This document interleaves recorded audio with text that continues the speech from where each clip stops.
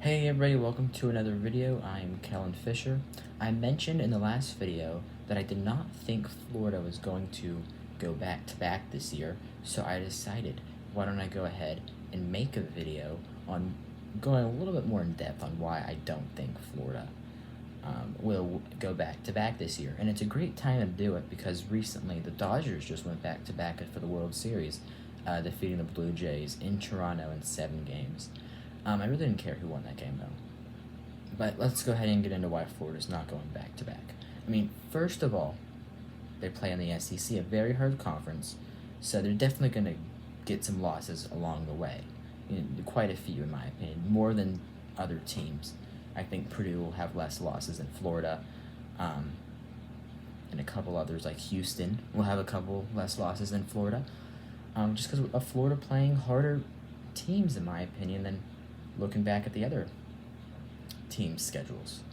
But also, well, let's look at last year. Last year, their points leader was Walter Clayton Jr., and he was also their assist leader, which now he's gone for them because he plays for the Utah Jazz, so they lost him, which is a big blow. But they did keep Alex Condon, who led the Gators in rebounds and blocks. He's returning. He's a junior this year. And then for steals, leading them is Will Richard, and he now plays for the Golden State Warriors in the NBA. So they lost 2 pretty key players to the NBA, so that along with their schedule, which they did have a tough schedule last year too, but they lost some good players. Yes, they got some good recruits coming in and stuff, but I don't think that right off the bat they're going to be playing as good as what Will Richard and Walter Clayton Jr. were playing.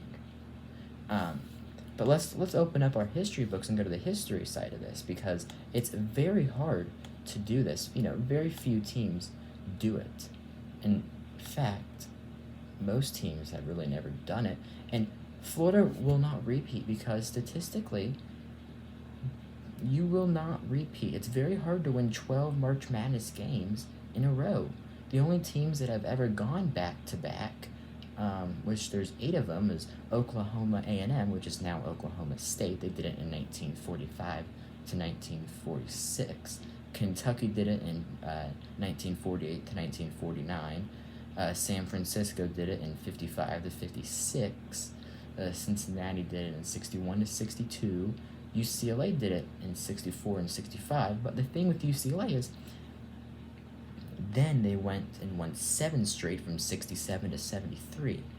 So they did win 7 in a row, which is, obviously much harder to do than just winning 2 in a row, where they had John Wooden as their coach.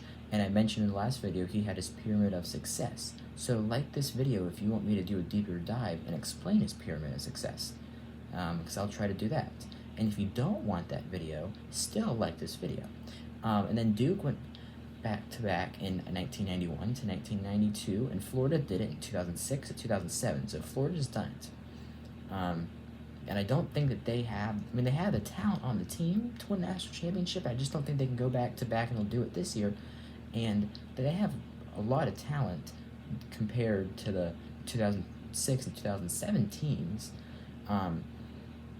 So they're pretty evenly matched with them when it comes to how good those teams were in this one. And then UConn most recently did it in 23 to 24 with Dan Hurley as their coach. And I just bought his new book that came out. I haven't read it yet, I just got it, so maybe we'll do a book review or something. I don't know. I'm probably not going to do a book review, but it sounds like a good book from somebody who went back-to-back national championships, and the most recent coach to do it too. So it seems very interesting. Maybe go check it out. And in summary, Florida's not going to win and go back-to-back. I just don't think they can do that for many factors. Historically, their strength of schedule this year will be just as hard as what it was last year. And if you want to argue even harder than what it was last year, I'm not going to stop you for doing that either. And they lost some key players whose shoes are very big and will be very hard to fill. So that's something to keep your eye on for that. I'm Kellen Fisher. Don't forget to smash that subscribe and like button, and I'll see you in another video. Thank you.